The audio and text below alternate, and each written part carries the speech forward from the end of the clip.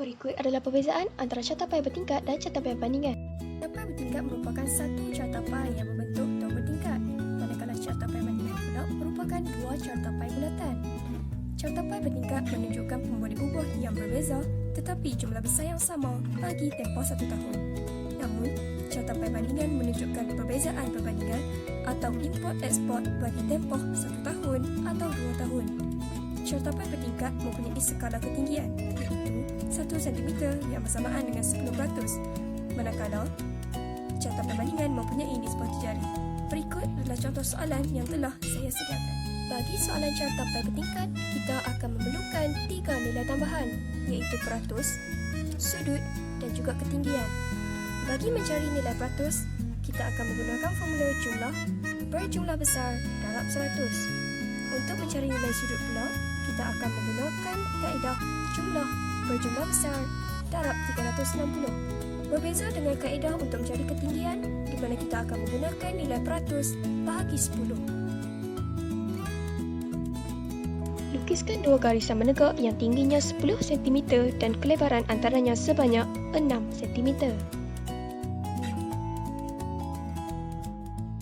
Seterusnya, gunakan jangka sudut untuk kaedah Knet di mana anda perlu meletakkan jangka sudut seperti ini serta pastikan garisan 90 darjah jangka sudut selari dengan garisan tengah carta pie dan lukis satu lekukan. Tolak jangka sudut ke bahagian bawah dan ulangi kaedah yang sama. Untuk bahagian atas, terbalikkan jangka sudut seperti ini dan lukis lekukan.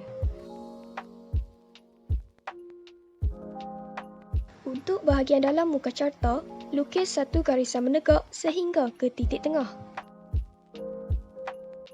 Seterusnya, lukiskan sudut berdasarkan nilai sudut yang telah diperoleh daripada penjadualan data dan warnakan ia.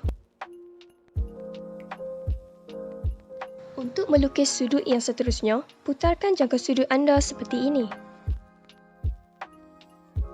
Bagi bahagian dalam badan carta, anda perlu mengukur dan menandakan ketinggian berdasarkan data yang diperoleh. Untuk ketinggian perkara seterusnya, anda harus memulakan ukuran dengan meletakkan pembaris di bahagian ini.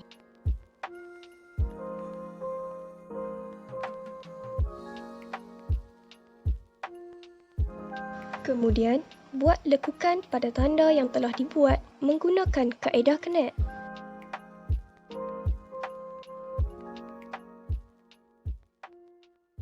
Warnakan badan carta menggunakan satu warna sahaja. Langkah seterusnya, lengkapkan carta pie dengan menulis nilai-nilai peratus dengan menggunakan dua titik perpuluhan.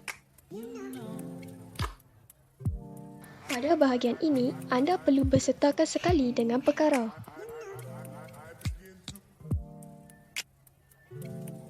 Tuliskan nilai jumlah besar di bahagian bawah carta pie seperti ini.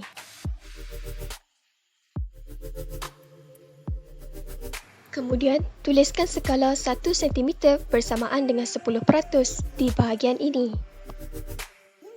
Lengkapkan petunjuk dengan mewarnakan dan melabelkan petunjuk-petunjuk itu berdasarkan perkara-perkara yang berkaitan. Akhir sekali, tulis sumber berdasarkan soalan yang diberikan.